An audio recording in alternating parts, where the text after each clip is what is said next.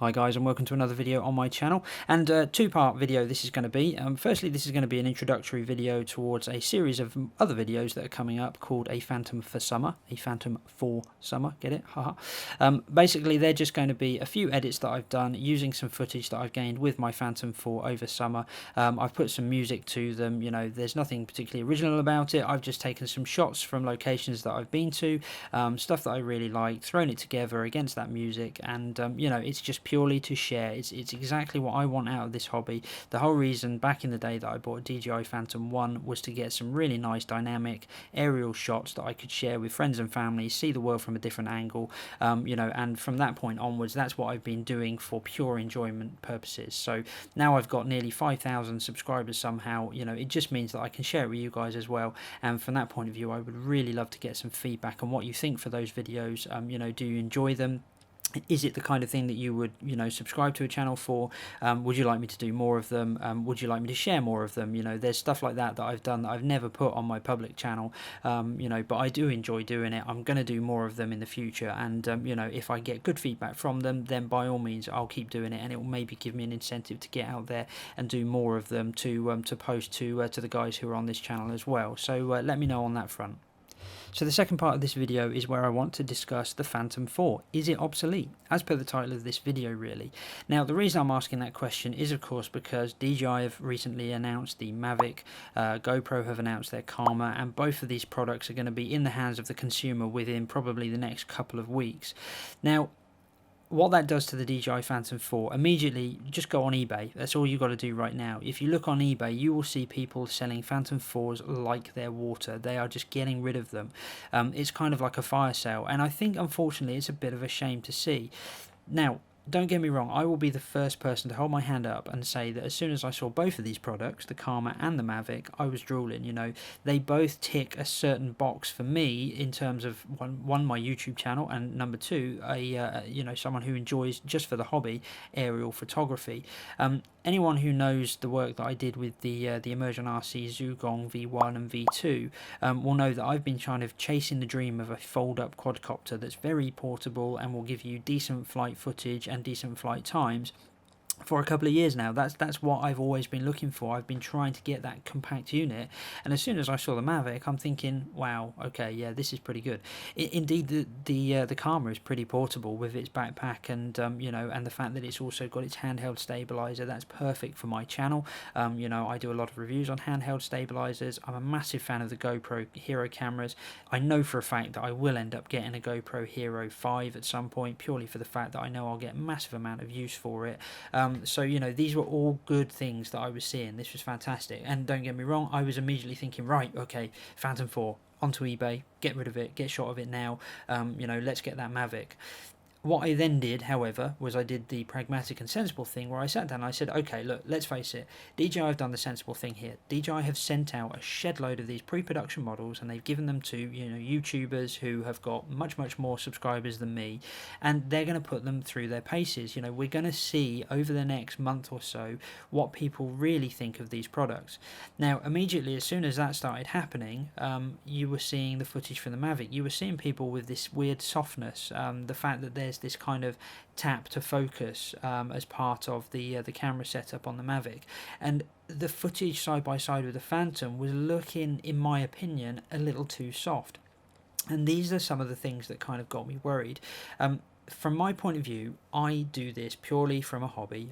I get the most enjoyment by getting out there, getting a nice scene, getting a nice location, getting up there flying, and you're flying around, you're looking through your iPad, and you're thinking, wow, that's going to be a really nice shot. I hope that comes out well. And my concern with the Mavic is, while all of the good points in terms of, you know, being able to transport it to the location easier and smaller and getting it set up maybe a minute and a half quicker than you can a Phantom 4, my concern is that I might be stood there thinking, you know, I'm going to get this home, am I going to like it as much as I do the footage from the Phantom 4? You know, am I going to be sat there thinking, yeah, that's an amazing shot, but imagine what that would have looked like if I had my Phantom 4, you know, if it was that wider field of view, if it was that more dynamic shot, because it was kind of a landscape shot or something like that. And I think these are some of the things that people really need to consider before they jump to, you know, to buying something like the DJI Mavic. So let's just touch on the GoPro Karma. Interesting product this is, definitely. It, for me, is going to be the thing that I'm going to go for next. I think it's much more relevant to this channel because a lot of people who subscribe to my channel, you know, have done so because of the handheld stabilizers and gimbals that I've done reviews for. So it'll be very interesting to be able to take the GoPro Karma handheld stabilization and put it up against the G4S, the Zion products, you know, all of these other products that are now getting a little bit long in the tooth, but ultimately do the same job. So it'll be quite interesting to see how the Karma performs in that respect. The bonus to that is, of course, also the fact that it's got a Hero 5 camera, which I will use massively anyway, and the fact that it's got a drone, and that means that I will be able to do some testing and see what that's like compared to something like a DJI Phantom 4. So that's quite good.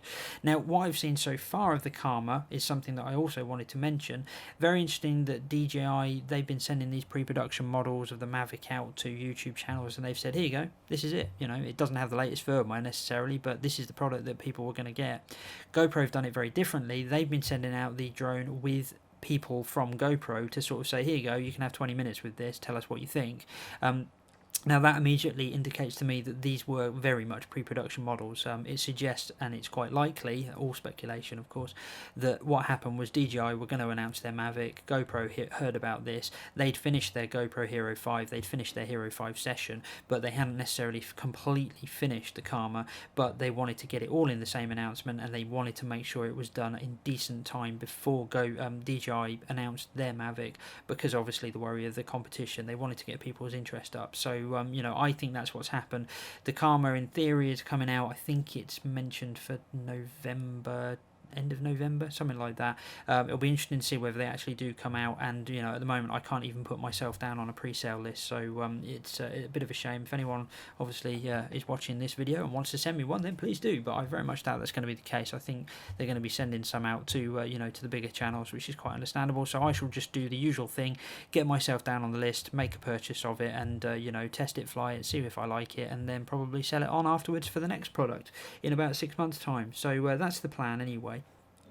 So back to the question in hand, is the DJI Phantom 4 obsolete? My opinion, not even close. If anything, I think the Phantom 4 is now at the perfect point for anyone thinking to buy their first drone.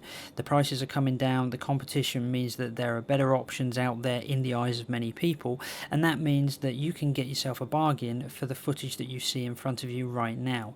Ultimately, the output I still think is as good as it's going to get until something like a new Inspire comes along, and you've got to remember that 4K as a whole is still in its infancy. Yes, you can buy 4K TVs, but you can't easily get hold of readily mainstreamed available TV or content that is 4K.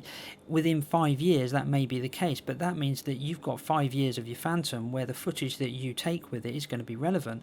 And the fact of the matter is, the stabilizing, the camera, you know, the smoothness, the easiness to fly the thing is not changing in any way. You can pick this thing out of the box, charge up your batteries, you can get it up in the air in next to no time, and it's still pretty damn portable compared to buying something like a massive great big hexcopter or an Inspire 1, for example, that would herald very, very similar results, if not much the same, as a Phantom 4.